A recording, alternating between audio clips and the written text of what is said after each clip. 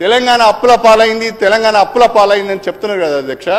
నా దగ్గర టోటల్ ఇండియాలో ఉన్న 29 రాష్ట్రాల యొక్క అప్పుల వివరాలు మనం ఎక్కడ ఉన్నది ఈ టేబుల్లో ఉన్నది అధ్యక్ష. ఇక్కడ 29 రాష్ట్రాలలో తెలంగాణ 28.2% ఆఫ్ లోన్ టు జిఎస్డిపితో 23వ స్థానంలో ఉన్నాం అధ్యక్ష. అంటే అప్పుల విషయంలో మనకంటే 22 రాష్ట్రాలు ముందున్నాయి, మనకంటే ఎక్కువ అప్పులు చేసినాయి.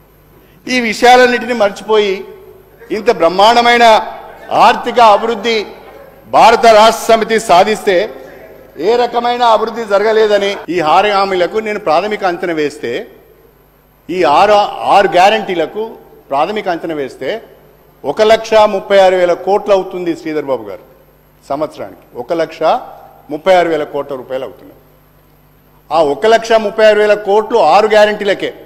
ఇంకా అందులో రైతు రుణమాఫీ లేదు, అందులో డిక్లరేషన్స్ లేవు, అందులో డాక్టర్ బిఆర్ అంబేద్కర్ అభయహస్తం లేదు, యువ వికాసం లేదు, అన్నీ ఇంకా చాలా ఉన్నాయి.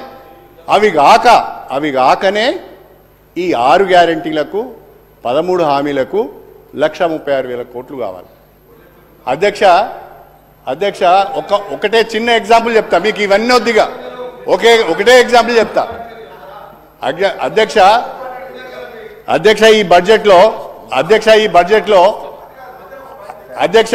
ఈ బడ్జెట్లో మొన్న మన ఫైనాన్స్ మినిస్టర్ గారు ఒక మాట చెప్పారు, చాలా సంతోషకరమైన వార్త చెప్పారు. ఏమని అంటే ఈ సంవత్సరము ఒక్కొక్క నియోజకవర్గానికి 3,500 చొప్పున ఇండ్లు మంజూరు చేస్తాము అని చెప్పారు. అంటే ఎన్ని అవుతున్నాయి అధ్యక్ష? అవి 119 నియోజకవర్గాలంటే 4,16,000 ఇండ్లు అవుతున్నాయి.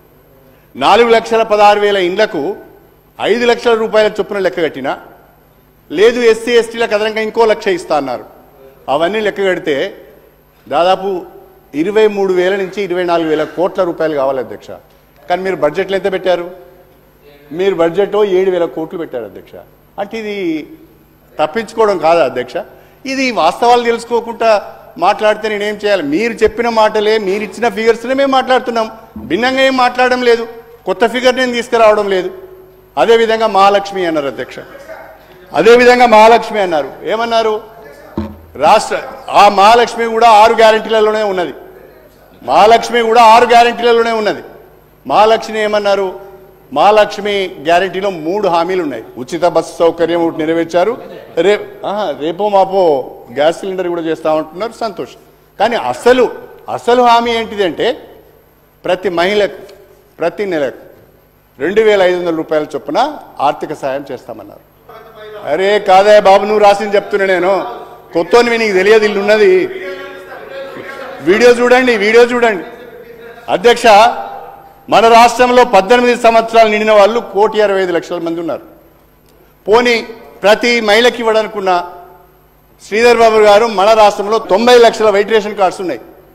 మీరు ఒక్క రేషన్ కార్డుకు ఒకరికి ఇచ్చిన 90 లక్షల మందికి నెలకు 2,500 చొప్పున ఇచ్చిన ఎన్ని డబ్బులు కావాలి? 20,000 కావాలి. దీంట్లో ప్రావిజనే లేదు.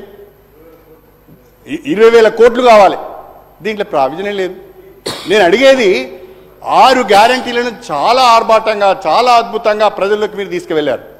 ఒక మాటలో చెప్పాలంటే ఆ 6 గ్యారంటీలు మిమ్మల్ని గెలిపించినాయి. ప్రజలు నమ్మారు మిమ్మల్ని,